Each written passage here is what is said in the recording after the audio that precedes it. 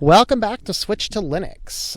So if you followed my previous video, you know I'm kind of on the road today, and but I didn't want to let that stop anything, so we're just going to do a real quick look here at Windows 98. Let me just verify where I am, because I actually only have one monitor out here in the middle of nowhere.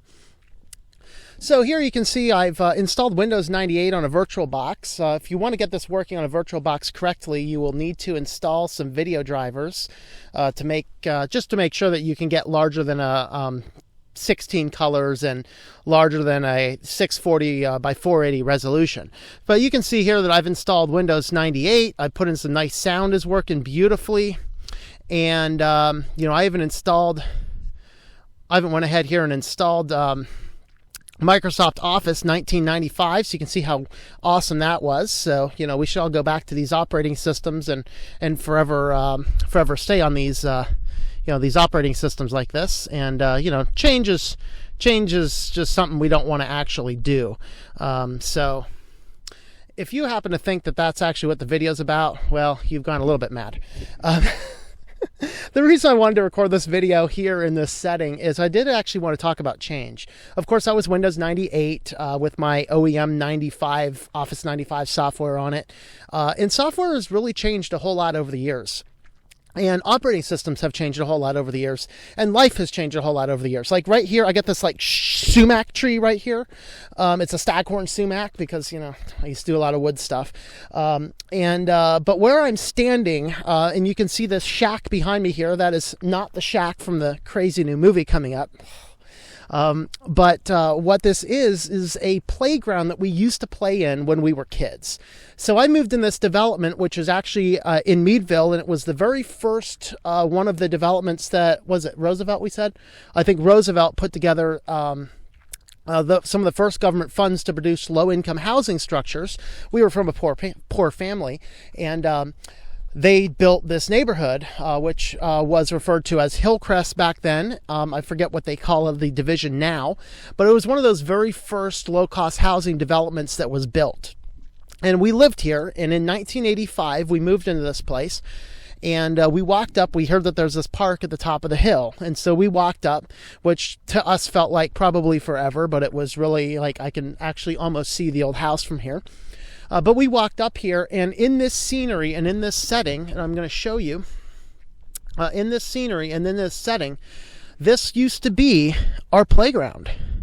So right there where we're seeing things, and there's that pile of, I can see it clearly, it's a pile of bricks there.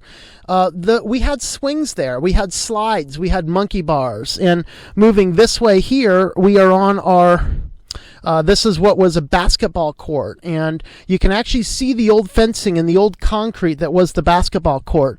And then moving over here, there's actually grass has completely overtaken it, but over here is what was tennis courts. And then we're going to come back this way, and you know, we had slides over here, and I just remember some very distinct memories in this place.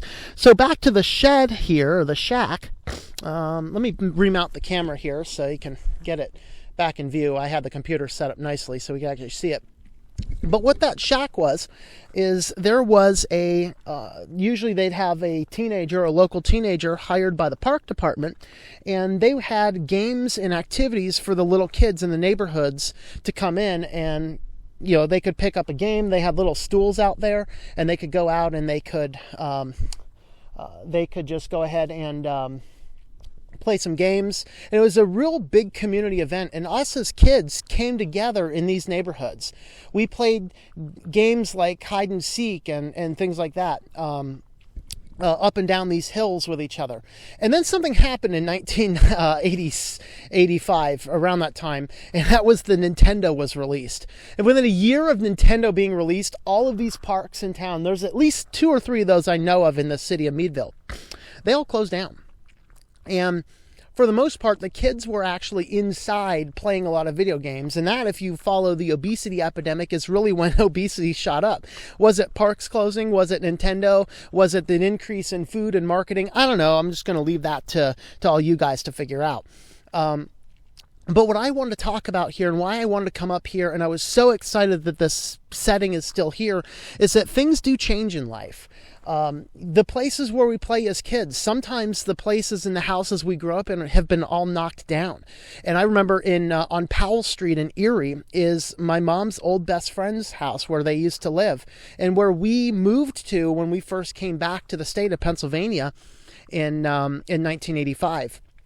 And it was a huge house, multi-level house, massive garage, about the same size of the house, like Redneck City right in the middle of Erie. And there was a swimming pool back there, lots of trees. A couple years ago, I drove down that street. They tore everything out. All that is left of that big place that I remember so many distinctive memories of is a hole. Like, it's not even a hole. It's just a field with a reminiscent of a driveway, because times change. And all sorts of things change, and software changes, and times change. And as we live out our life, we have to come to some balance between embracing some changes, looking at the past, remembering where we came from, and then moving on into the future. Because it's very important for us to remember things always change. So just like I wouldn't actually sit here and do a review of Windows 98 right now, it's a cute novelty. I like installing it on there. I like rebuilding my operating system that I had in college.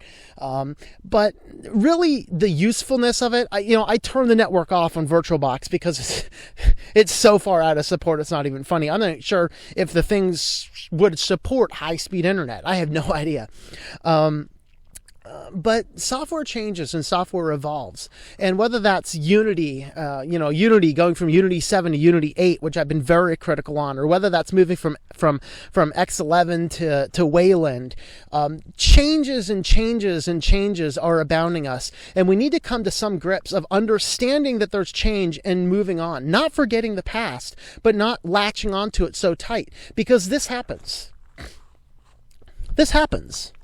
It becomes this wasteland, this waste ground, overgrown with things. I mean, there's a dirt mound here. I have no idea how this dirt mound even got here. There's like a tree, in fact, this tree's even knocked over. They run telephone wires in here. I have no idea why they put a line to that shack. It's never been there before.